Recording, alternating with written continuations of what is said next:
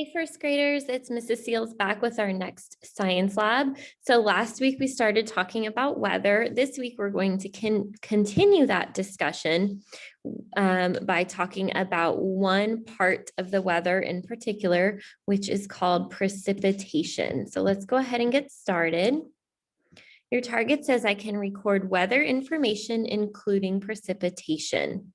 So let's backtrack. Hopefully you remember that weather is the condition of the atmosphere in a place for a short period of time. So remember that the earth is surrounded by a layer of gases and clouds, and that's what we call the atmosphere.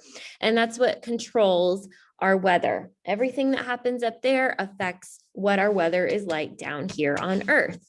So when we are describing weather, we are describing what it's like outside. Last week, we talked about the 4 components or parts of weather. A lot of times people think that weather just means if it's hot or cold, but that's only one part of the weather. In addition to temperature, we also have wind, cloud cover, and the 4th one is precipitation, which is what we are going to focus on today. So hopefully you remember that precipitation is water or ice that falls from the clouds. Last week, we talked about how clouds are made up of tiny drops of water. And when the cloud gets so big and heavy that it cannot hold the water in anymore, that's when it falls down to the earth. And it typically falls down just as rain. However, if the atmosphere is cold enough, we can get another form of precipitation. So let's talk about these 4 forms of precipitation. We have rain, snow, sleet, and hail. Rain, like I just told you, is just water that falls from the clouds. That's the most common type of precipitation, especially around here. If the atmosphere is below freezing, then that water will freeze and turn into snow, like we were lucky enough to get just a couple weeks ago. And also then sometimes, especially here in Texas, we get this type of precipitation, which is called sleet. And sleet starts out as ice up in the clouds, but then as it's falling down to earth, it passes through a patch of some warmer air, which causes it to melt and just turn into a raindrop. But then before it hits the ground, it refreezes again. So it is ice that has melted and refrozen all on the way down to the ground. So if you touch sleet, it kind of feels like a slushy or an icy or something like that. It's ice, but it's not hard, solid ice. Okay. And then this last one is what we're going to focus on today. This is called hail. So we're going to talk about how hailstones are formed. Each one of these little kind of balls of ice is called a hailstone. So let's talk about hailstone formation. Even though hailstones are ice, they actually don't occur that often in the winter. And the reason is that, here I'm going to stop sharing and then I'll come back in just a second. And the reason they don't occur that often in the winter is that in order for a hailstone to form, we have to have a mixture of warm air and cool air. So hailstones typically form in the spring or summer when we have warm air mixing with cold air. There also has to be a lot of wind in order for hail to form. So what happens is hail starts out as a regular old raindrop up in the clouds. And then as the raindrop starts falling down to earth, a large gust of wind comes and pushes it back up into the atmosphere where, remember, it's always very, very cold. Even when it's warm down here, it's cold up there. And so since it's cold, a layer of ice forms around the raindrop. And then it starts falling down again. And if it's windy enough, another gust of wind will come and push it back up, and another layer will form. So the windier it is, the more times this can happen, and then the more layers of ice your hailstone gets, so the bigger and bigger and bigger it gets. Some It's very rare, but some hailstone can be about the size of a softball or grapefruit. I don't think that's ever happened around here, at least not anytime recently. Around here, when we get hail, it's usually very tiny. We describe it as being pea sized because it's about the size of a pea, the vegetable. I do remember last spring, or maybe the spring before, we did have larger hail that was the size of a quarter or a little bit bigger. But again, that's rare. But it is ice falling from the sky, so it is dangerous. You definitely don't want to be outside during a hailstorm. It can cause damage to cars. It can cause damage to the roofs of our houses.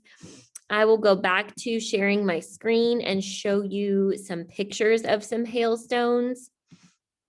Here are some different pictures. You can see how big they are in relation to people holding them. These ones are here next to a quarter, so we can see their size.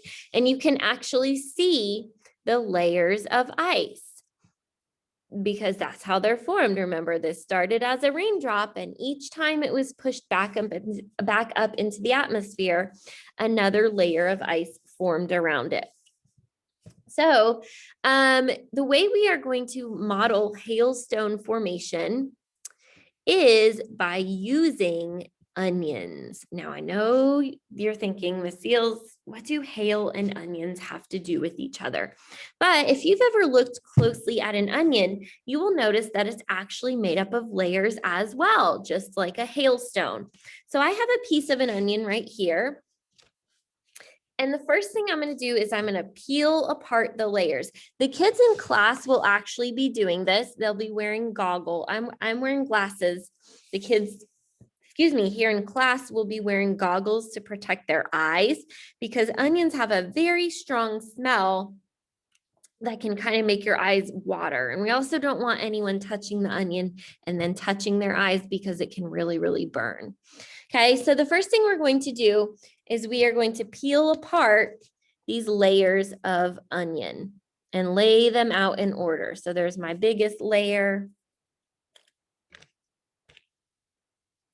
I may not do all of them. This onion seems to have a lot of layers. And I'm laying them out in order from biggest to smallest.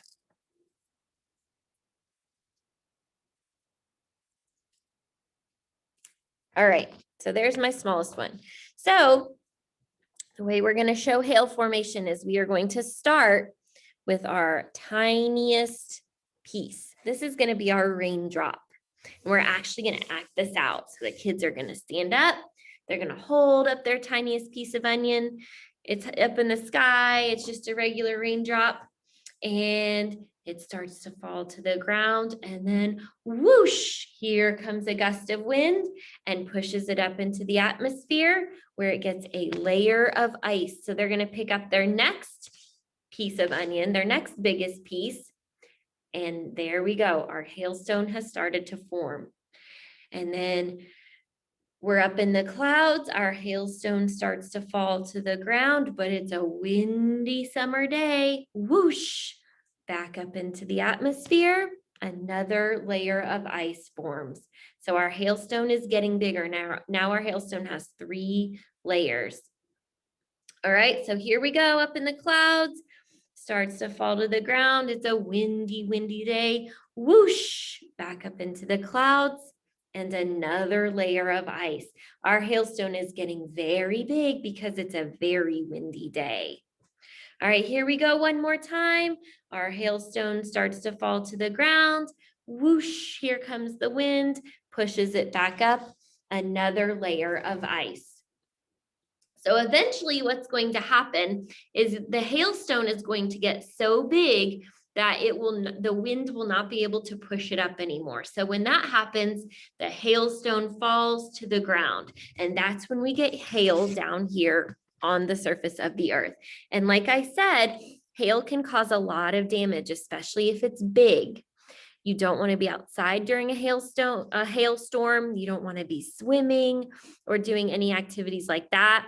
It can actually cause put holes in the windshields of cars and break the windows. It can dent the top of a car. It can even dent the roof of a house if it's big enough. So we definitely want to make sure that we are safe and protected during a hailstorm.